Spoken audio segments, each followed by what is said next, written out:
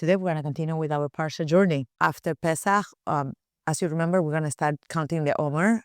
That's one thing that I do want to stress out today about Pesach before we start our Parsha on our Parsha class on Tzav, is the idea that what is the Omer? So let's just think for 1 minute to the Omer, because we're entering a new period. We're entering the period of freedom.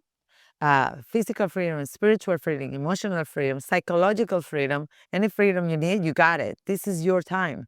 Pesach is the time when this idea of becoming free is up in there, is palpable, and you actually could take it into your life. So take advantage of the time of Pesach to do so. Also, read the Haggadah from the inside. Prepare your Haggadah in advance. The Haggadah is not the story that happened then, is the story that's happening to us now. And if you look around and you see what's happening in this world, we are literally living Egypt, one step at a time. Some of us picked up and moved to Israel on a day. Some of us are still on the process. Some of us are really liberating yourself from your mind. Like your mind is like your worst enemy. It's your best ally if you could tame it, but it's not so easy to tame because your process of your thoughts are so much faster than you could grasp even one of them, right? So just know that the place where we're entering, and it says something interesting, that before a holiday comes in, 30 days prior to that holiday, the energy of the holiday is already being downloaded into the world. It means that you already could start coming up on this idea of what is Pesach. Another thing is that while we clean or pack, or clean and pack, and you're going through this mental list, am I ready for Pesach? Think about within yourself, am I ready for Pesach? I'm not only you clean your kitchen counter, but are you really inside?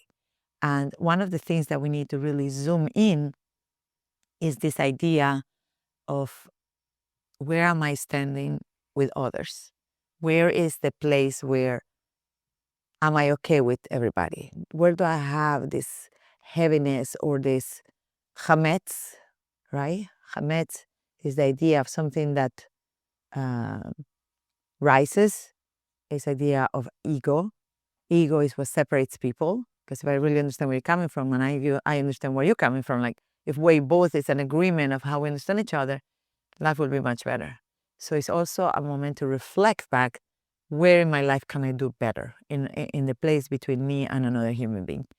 And if you look deep enough, I'm sure everybody has somebody who's like, oh, maybe we should send a message. And the point in life is not that we're not going to make a mistake, because we are all mistake bound. Hashem created us default setting mistake, default setting yetzer, default setting not godly. We have an neshama, but our drive is totally animalistic. So we're going to make a mistake. The question is, how do we mend? How do we go back? And I think that's where most of our lives is really lived. If you think about it, it's like, how could I do better? How could I pray better? How could I give more? How could I, right? It's about becoming more godlike. So this is a perfect opportunity when you're free and you're taking the shackles away of yourself, the burdens, the things that are the weights, how you say, the yoke, Yeah. right? How do you take it off? How you take it off? And it's a very deep process. So I think that's the reason why it's also so difficult this year, because although I have been cleaning, because I didn't know until later on that we were going anywhere, so my closets are all done, but I'm not gonna go cashier in my kitchen. It's something that is very emotional. You can ask my husband, right? Well, I'm taking the whole kitchen apart, and that moment when you come with the blowtorch, I'm like, no, I can't do, like, right?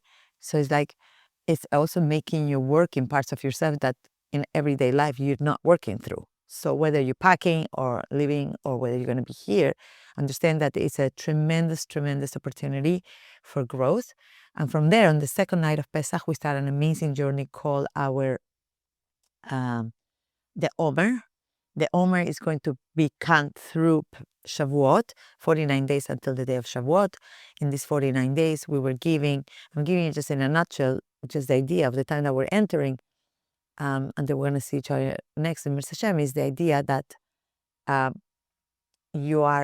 Omer is, we were giving an offering of barley. Barley is the food for animals. Shavuot, the offering was bread, wheat. So these 49 days, you're taming your yetzer, You're looking within yourself, your midot. You're working on them so you could get yourself ready to offer or to arrive Shavuot to get Matan Torah.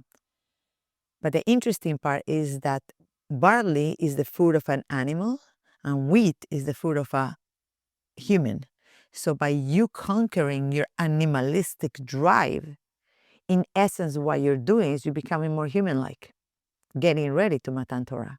So don't skip the process. And I know you have Ashkenaz, Sephardic, some say the Beracha, some does not say the Beracha. But do say it, read it.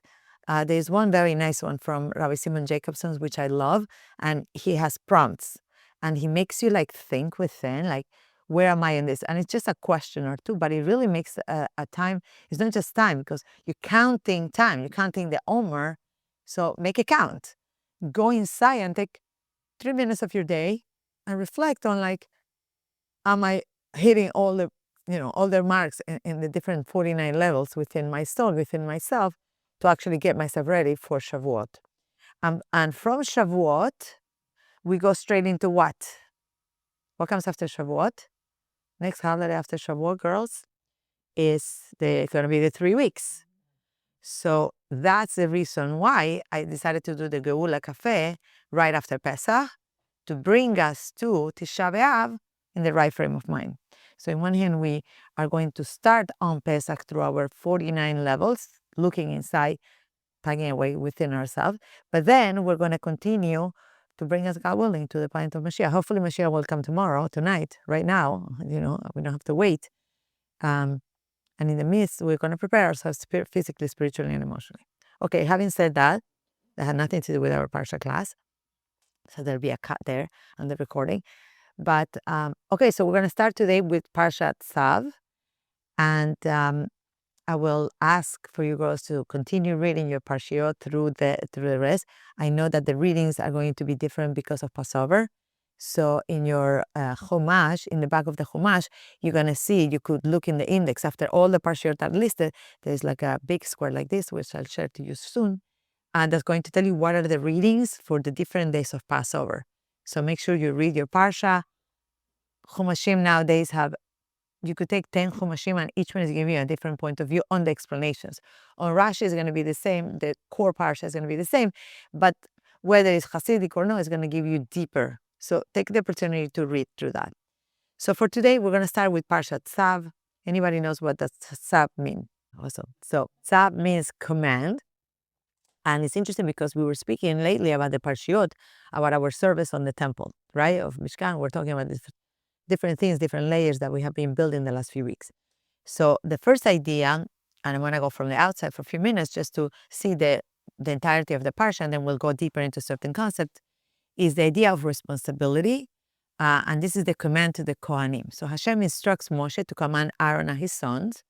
This relates to the duties and the rights of the Kohanim, the priest, and the role of offering korbanot. What were korbanot? Animals and meal offerings given in the sanctuary. So we're speaking here about what the Kohanim's job was, what is the responsibility, and then later we're going to see how this was done. Then goes into the idea about the constant fire. What is the idea? There's a core image in this parsha, and this is the idea of the fire of the altar. And this fire was very important and special because it's a fire that needs to be kept burning at all times, right? It's not like our home. If you need to cook something, you turn on the fire, turn it off. It had to be all the time on. It needs to be continuous, and it's not dependent on the korban that is being given. The fire had to be on. It's like a pilot, per se. Leavdil. So what is burned on the altar then goes into what is the actually avodah, what is the service in this temple, what are the details. So what is burning this fire? And we see that we spoke last week about the 5 different types of korbanot. One of them was called olah. So the whole part of olah is being burned. And then we're going to see that different parts of different korbanot are burned, not the whole thing. So the veins of the fat from the peace offering, the sin offering, and the guilt offering, which spoke about it last week, are burned, and also a handful of separated from a meal offering. So we see here something very interesting, and if you're going to go deeper into different parts of the parsha, you're going to understand, like, why are we burning the whole thing here, and why are we burning here only parts off, okay? Now, what is eaten? Interesting. A korban is not only burnt and offered, but there are parts that are eaten. So what's the story with that? So it's the idea of the structure of the korbanot and the distribution. And we see from here that the Kohanim ate the meat of the sin offering, the guilt offering, and the reminder of the meal offering. That was given to the Kohanim. Now, the peace offering, which is one that you were giving voluntary, it's eaten by the one who brought it and specified in portion that are given to the Kohanim.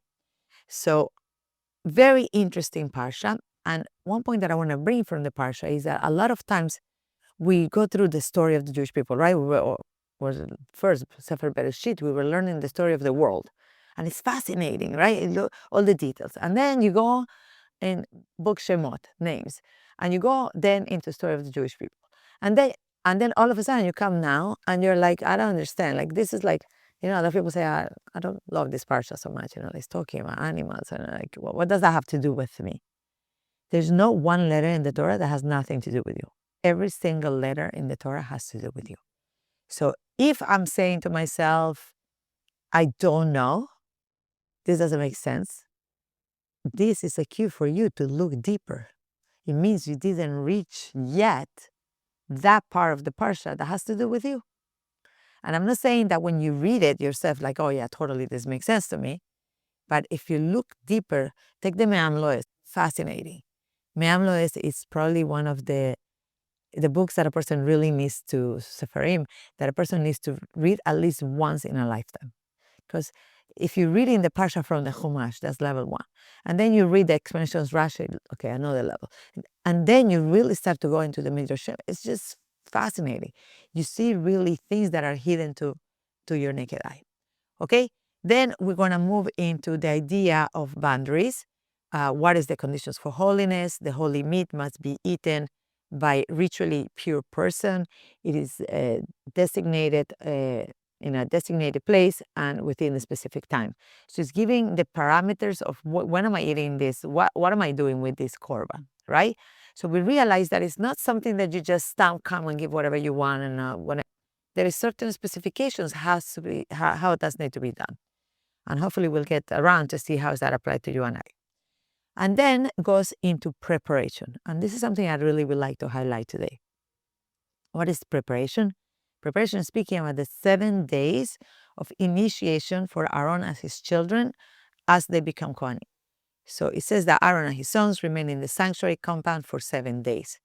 And what's happening during this time? Moshe initiates them into the priesthood. That's how they become Kohanim. Why 7? Does anybody know? Which relates to us now, Sfirot, but also relates to us now. If you think about it, 7 is a very important number in 7 days of the week, completion, right? It's the natural word, completion. But it's also, think about a woman who needs to have a full 7 days before she could immerse in order to go to a mikveh, right? So what's up with time? Why are we counting 7? So I'm going to go very short on it. I read way more, but then this class will just have been about that. So hopefully maybe next year we'll go into that concept. We'll go into concepts versus Parsha. We'll see. But what is it about 7 days? So during the 7 days of initiation, Aaron and his sons reflect a complete process of transformation. And there's many different explanations. I'm just going to go through a couple of them. Chazal explains that 7 represents wholeness. Just as the world was created in 7 days, so too the Kohanim require a full cycle to become spiritually formed into the new role. So they were not just say, okay, today I want to do this. There was a transformation that was happening during the 7 days. And for anybody who ever kept mikveh or has kept 7 days, you know that 7-day process, something is happening. You're not just 1, 2, 3, 4, 5, 6, 7, okay, mikveh night. There is a journey that you're going spiritually yourself. You're searching within yourself. You are preparing, right? You're counting down. You're making time matters. The countdown of the time matters. Now, Chazal explains that 7 represents wholeness. Just as the world was created in 7 days, so too the Kohanim require a full cycle to become spiritually formed into their new role. It means that 7 days, it was the transformation process. And Rashi emphasizes that they remain batoch of the sanctuary, inside the sanctuary without leaving, teaching us that holiness requires separations from the ordinary and full immersion, not a partial presence. Very important point, especially now, because what are we going through? We're going into a holiday of 7 days of exactly that, separation.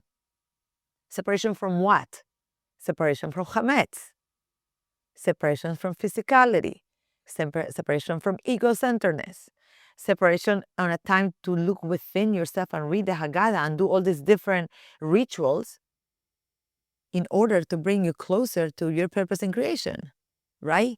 You're eating matzah not only because the Jewish people in Egypt had nothing to eat and they were in a haze and they're like, yeah, of course, you're doing that. But also because this matzah is your gateway to having faith and emunah and bitachon. Every bite you take is you're consuming physically what enables spiritually to bring that emunah and bitachon in your life. So you see that all these little or big things that we're doing in preparation for this holiday are not just stam, it's a journey through which you actually become free. Because if you think about it, if we relate it, you see that bitachon is actually freedom. Freedom from your limited vision, right? Because if you think about it, nothing makes sense. Look at this world. Absolutely nothing makes sense. Nada. Nothing. And yet, right? I don't need to tell you any news today. You girls have seen it all. But nothing makes sense.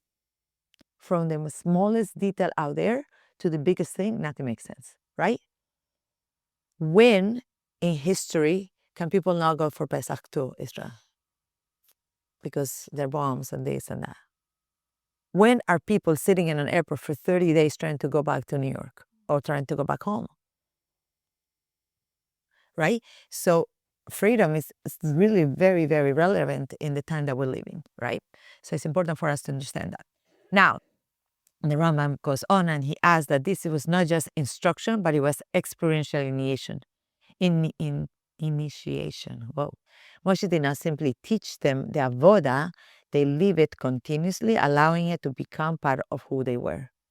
It's like practice makes perfect, right? It's this idea that you need to be immerse yourself. We need to immerse ourselves in the Torah, in the Parsha, in Pesach, yet again and again and again, because it's not sufficient for us to just read once and that's it. It is being present, fully submerged in it, that makes that transformation within yourself. Now, this uninterrupted period ensures they internalize the role before serving others, highlighting that in Torah, true readiness comes through consistent practice and not single moment of inspiration. And we have, all of us, I am sure we all have this moment where you're like, oh my gosh, yes, I want to do that mitzvah. I'm all in. I'm in, that's it. And then a week goes by and you're doing like 80%.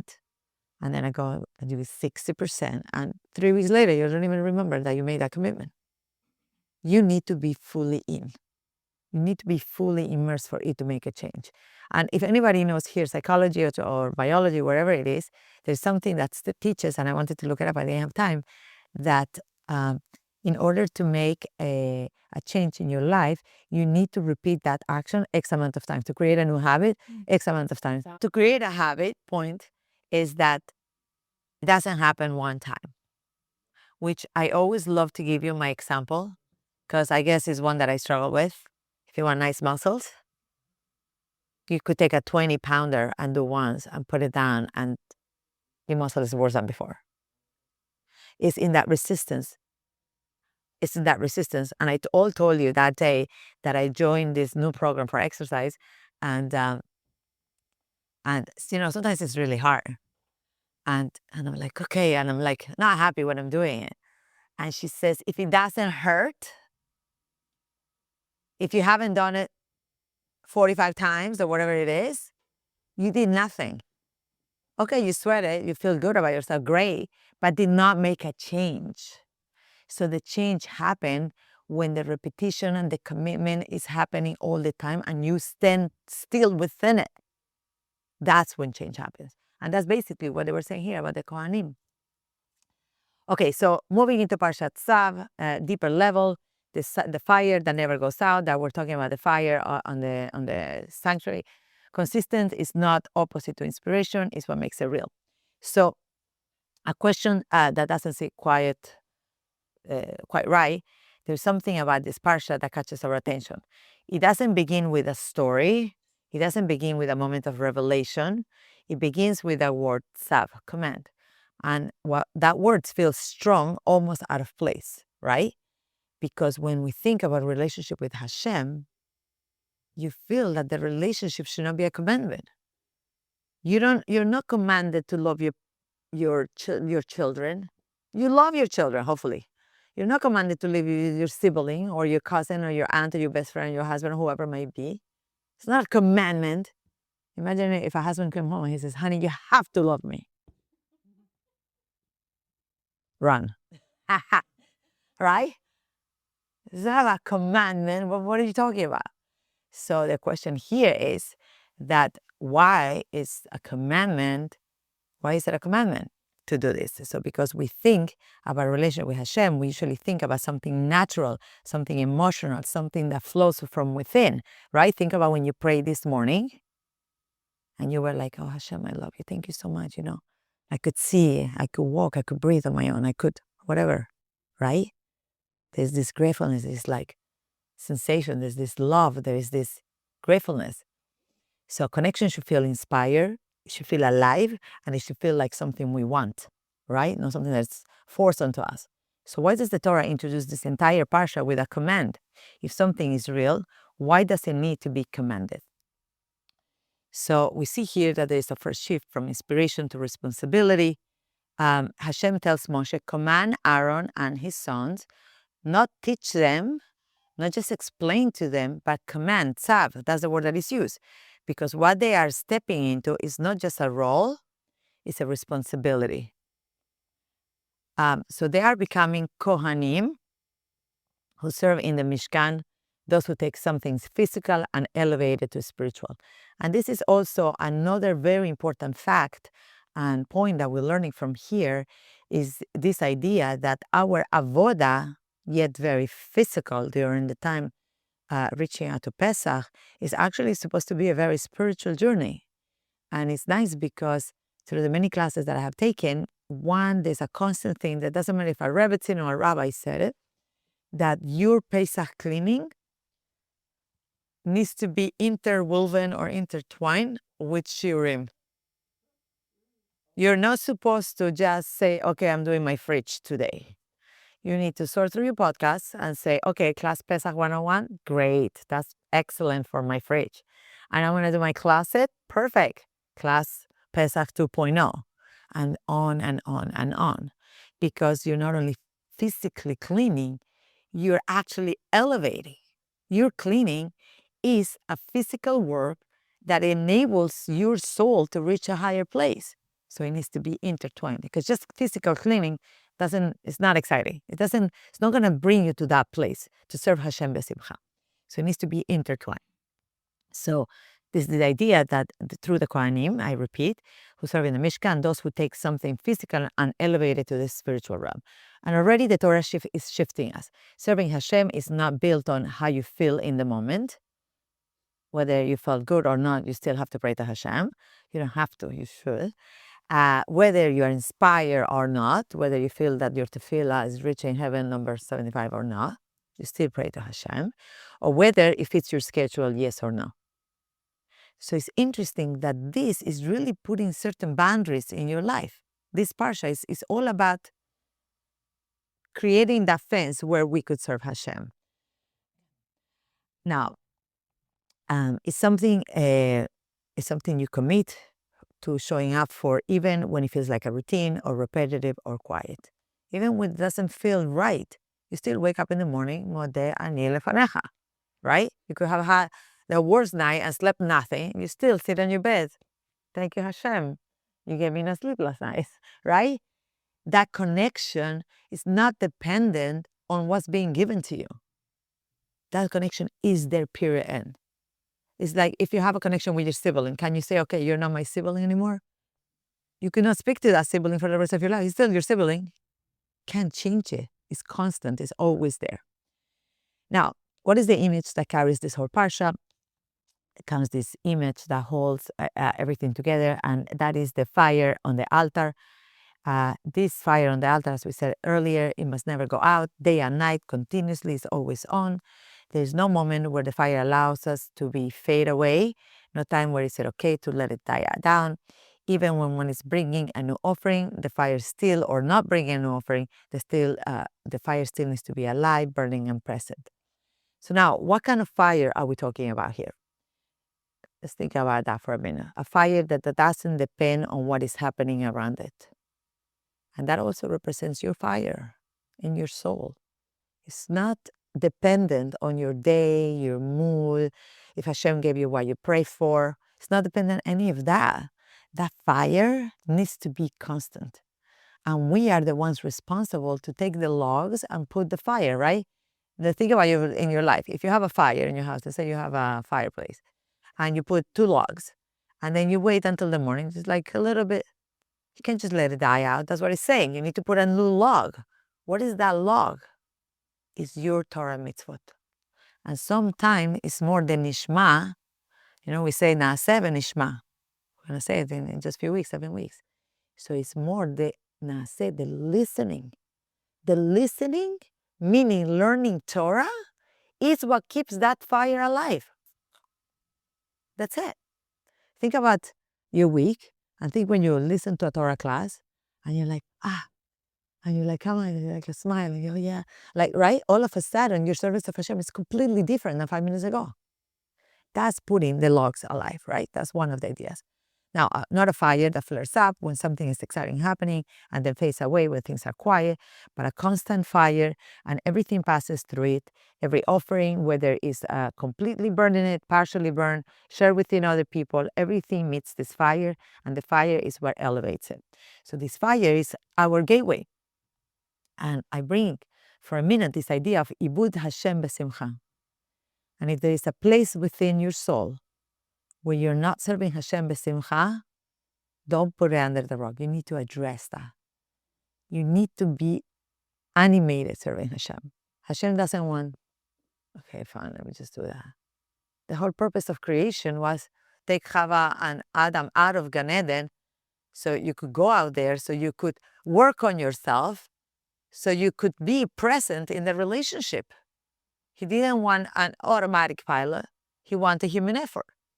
So what this fire teaches us is the olah is completely consumed. The other offerings bring specific parts of the bring specific parts to the fire, and the middle offering has portions that are burned. This represents different levels and different expressions, but all of them rise through the same fire, which means that it's not the offering itself that creates elevation, but it's the fire that transforms it. And I'm going to repeat that for 1 second. It is not the offering itself. It's not what you're bringing. It's the transformation that happened while you're bringing your offering. And I'm not talking only in the days of the temple. I'm talking about your idea here and now. It's your effort. It's who you become in the process. That is the place. And then a surprising detail happens. Not everything goes into fire. Some parts are eaten by the Kohanim and some by the person that brought it, as I said before. And suddenly the Torah becomes very, very precise. How so? It comes and says who is going to eat it, what part are they eating, where they're going to eat it, when are they going to eat it, and in what states this happens. So it's like a list of regulations, right? And that is exact, and everything is exact, and nothing is random. It means that everything has to have a structure. And if we go back to this idea of halacha, and we literally got to go back to that after Pesach, your service of Hashem, you could pray to Hashem from your soul, but you also need structured davening, right? You need to merge that place like inspiration and also halacha. They need to bring together. So why so much precision? Because the Torah is teaching us something we don't always love to hear. That holiness is not just about intention. Holiness is about structure, discipline, boundaries. And I know that that's probably where most of the world has a hard time with. Discipline, right? And nobody needs to tell me about how many of you already davened today? How many of you already gave tzedakah today?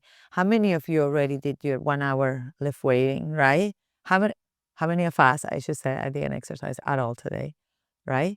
Yesterday I did a long walk, and I hope that counts for, right? Are we disciplined enough to carry through the job that we were given?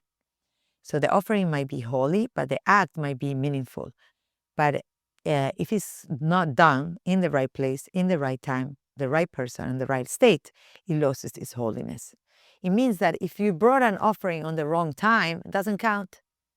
If the wrong person ate it, doesn't count, right? It needs to be the right thing on the right place at the right time. So let's sit with this for a moment. What does it mean? That means something very deep. We sometimes think, if my heart is in the right place, that's enough. I had the intention to pray today. Check. Yes or no? I had the intention. Well, I also had the intention to eat. I didn't eat for a day. Is that gonna cut it? No. The intention needs to come with actuality. And there's something really interesting and beautiful that says that every mitzvah has a body and a soul, right? So when you have a soul, it's very powerful. But the beautiful soul without a body cannot execute, right? But if you have a great body and has no inspiration, does that execute? No. A mitzvot is the same thing. If I have the intention to give soup to person A, and I have all the intention, and I say my intention, I made the best soup, but I just never walked down the block to give it to her, I didn't fulfill the full mitzvah. That's a half a mitzvah. But if I had no desire to give that person the soup, and I just somehow had I was going to say UPS, but it's really Uber, deliver it, but I had zero intention, I'm still having a half a mitzvah, even though I fulfilled the mitzvah and I send it to the lady. So that means something very deep. We sometimes think if my heart is in the right place, that's enough. But the Torah is saying something completely different. Your heart matters, but how you act matters too. You need to combine your intention with your action, because holiness does not just float. It's not just on the spiritual realm, some floaty. It needs a container, it needs a vessel. And that vessel, that container, is built through structure, consistency, and boundaries. And that is the reason why we learned earlier that the Kohanim, for 7 days, they remained in the sanctuary. Why did they remain in the sanctuary? Because they were creating through those 7 days the vessel in order to become the people that will be serving in the temple to take care of all of us. So preparation before purpose. Before they begin their service, they are shaped by it. Before they perform the avodah, they need to live inside of it. And this is something we often skip. We want to step into purpose quickly. We want to move fast, right? How many people here have tried those diets? You drink Himalayan salt, I think is the last one I heard. And in 1 week, I don't know exactly what, some concoction. And in 1 week, you lose 10 pounds. How many times people go through extreme things to achieve the goal? Because they're not willing to put the work through. They want the potion, the magic potion, to make it happen. I'm not talking only about our way, obviously. I'm talking about your midot that we're going to be working on. I'm talking about being a good citizen. I'm talking about fixing that relationship that is weak. You just want a quick fix. We want everything Instagram, Instacart, instant message, instant, right? Instant soup, instant pot. I still don't have one of those. Maybe I should give myself one of those and see what the magic is, right? It's all about instant. So what I was saying, that how she cooks is, wow. How she cooks, she buys all the meat and chicken, whatever it is. She spices everything, she cleans it, whatever, she puts it in the Ziplocs. She freezes. In the morning before she goes to work, she pops it out of the bag, sticks it on the Instacart. That she goes to work. She comes home 4 p.m. Food is ready, right? We're living on an instant, and we don't realize that you might get the physical benefit from it. But as long as you didn't struggle through the process, you didn't really gain anything. You gain a moment, a luxury, but you didn't gain the transformation that comes with it. And that is really, that is the purpose of creation, to transform, to become what? God-like. Hashem didn't make the world instant in 1 second, let there be a voila. He took 6 days of creation and 7 days to rest. So it's again the same idea of the 7 days that the Kohanim stay in the sanctuary, elevating themselves and becoming. So it's the idea of becoming. It's not the idea of arriving. It's two different things. And I divert for 1 second about challenges, because we are in a very challenging time. In every, if you see the makeup of a person, physically, spiritually, emotionally, psychologically, as a nation, as a world, challenge is only a gateway to bring you to the highest place you could be. And eventually I will share a lot of my journeys in the last 2 years. And I could tell you that sometimes a journey is so difficult and you're like, oh my God, I can't, like, come on. And then when you're ready on the end of it, when you're already seeing the light in the end of the tunnel, it's amazing. And I like to bring something that my daughter Sarah said on the Monday night class. It's just, she was explaining something so beautiful. She was saying that we're talking about Mashiach because it was interesting. That class, they said, what is the next session? And all the girls in the class said, we want to learn about Mashiach. And I was laughing. I was like, oh my God, that's exactly what we just spoke about in my Torah class. And Sarah gave such a beautiful example. She was saying that Mashiach, a lot of times people think, okay, when is Mashiach coming? What? That's it? I finished? I don't have worries. I don't have bills. I don't have headaches. What is it? And Sarah explained something beautiful. She explained that the world, when you have a child, you have the time that your body is preparing itself to conceive, right? All the hormones preparing, etc. And then comes conception. And then comes 9 months. And then comes birthing, right? So birthing doesn't happen, you go into the hospital and then 5 seconds later you have a baby. Even if you have the best C-section, it's going to take you a half hour, right? So a lot of times you're in the birthing canal and you don't realize. And that is Mashiach. Mashiach means we have gone through this whole process. The world as a whole has gone through this process. And we are right now in the birth canal. We're almost there. That's where we are. And it's getting there. Now, preparation before purpose, before they begin the service, they are shaped by it. Before they perform the avodah, we say they live inside of it. And this is something we often skip. We want to step into purpose quickly. We want to move fast, as I said. But the Torah is showing us, no, there is a process and you need to go on, get on with the program. You don't just do holy things. It's a very physical existence. By your physicality is your gateway to spirituality. And you become a person who could carry them. So now let's step back and see the pattern. If you step back, everything begins to connect. There's a command, Tzav, a fire that never goes out, an offering that is structure, a boundary that is defined holiness, a preparation before the service, and it is all pointing to one idea. And that idea is consistency. And if you think about it, we're entering the time of consistency on the second night of Pesach with the Omer. You're not supposed to count the Omer on the second night of Pesach and that's it. Is that nightly consistent? As soon as the night comes in, you count today is the X day of the Omer. And today we're working on the middle of ABC. And when you do that for 49 days, guess what? Then you arrive. That is the moment when you become actually human because you have left for 40 nights behind all your character traits that needed to be elevated in one way or another. And this is where it becomes really personal because we live in a world that values inspiration, right?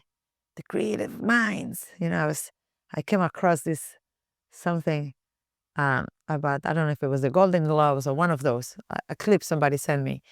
And she was saying in this room, and it was, I don't know, 1,000 people, I have no idea, all the Hollywood stars, is the most creative minds. And the message that they were given, right, about the war, you had 1,000 or whatever amount of people in that room, and not one person made a beep. Not one. So it's not only about inspiration and creativity and being, like they call in Hebrew, bananim in the clouds over there. We wait to feel something, we wait to be moved, or we wait for the right moment. But in this Parshat Tzav, he's teaching us something really much deeper and much special. That we don't wait, that we build something that lasts. The fire needs to be constant, a fire that doesn't depend on the moment or how you feel. And maybe the deepest part of all this is that the fire doesn't create the connection with Hashem. It wasn't the fire, but it reveals it. Because when something is constant, when something continues, even when you're not excited, it really shows that this is never dependent on the feeling of being, but it's always there. That relationship is always connected. Your connection to Hashem is there no matter what, through hard times, through good times, right? So how do we bring this into our lives? So what does this look like for us? It's not so dramatic. It's actually simple. And it's actually showing up every single day. When you're tired, when you don't feel like it, when it's out of your routine, you're choosing the structure. You're saying, I am not responding to 25 emails before I say Modeh Ani, I say Brachot, and I give Tzedakah. I am not going to eat that amazing sandwich until I don't say the Beracha before. I finish to eat, I'm not going to run away. I'm going to say the Beracha after. It's creating your life with the framework of Halacha. Obviously, with the inspiration, your soul needs to be elated. You need to serve Hashem b'simcha, but it needs to be within that frame, and it needs to be showing up consistently. Like I always say and I have said this example many times because it's so true, right? It doesn't matter the relationship that we're talking about, but if your partner or your best friend never shows up, I don't think you're calling her again, right? How do you know she's your best friend? Because she could live in Wyoming, but she still knows what's happening in your life here in New York every single day. There is a soul connection, and that is only built by being present. That soul connection. And that I'm not talking only between you and another person. I'm talking exactly about the Parsha, that Hashem wants you to be intimately connected with Him. How you intimately connected with Him? When you, day by day, action by action, you're transforming yourself in being more godlike. I hope you girls enjoy the class. I want to wish you all a Chag Kasher V'Sameach. I want to remind you 2 quick things that I always remind in the end of the Pesach class is to remember to change your toothbrush, to remember to change your lipstick, if you use the lipstick and you have it in your bag, to go through your pocketbooks, to go through your coats pockets. Those things are actually very important. Kasher in your house goes without saying. But those small details of halakha are really, really important. So make sure that you zoom in